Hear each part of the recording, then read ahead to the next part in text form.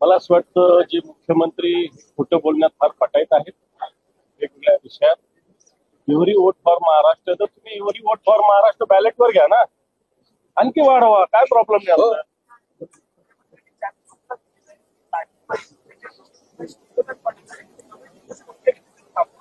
आम्ही नाही म्हटलं, आम्ही म्हटलं नाही, तुमचेच मंत्री म्हटले. आम्ही नाही म्हटलं, तुमचे जे माजी मंत्री होते तेच म्हटले. आम्ही उलट सरसकट सगळ्यांना द्या असं आमचं म्हणणं आहे.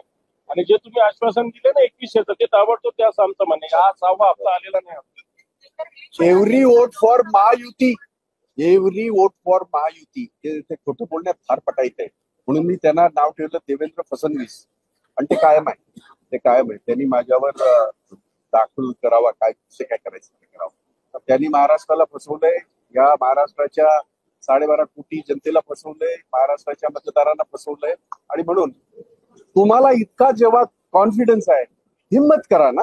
चला, ग्रामपंचायतीपासून स्थानिक स्वराज्य संस्थांपासून सुरुवात करा. तुम्हाला कळेल तुमची काय अवकात आहे, किंवा महाराष्ट्राच्या जनतेच्या मनात, मतदाराच्या मनामध्ये काय आहे दिसेल ना.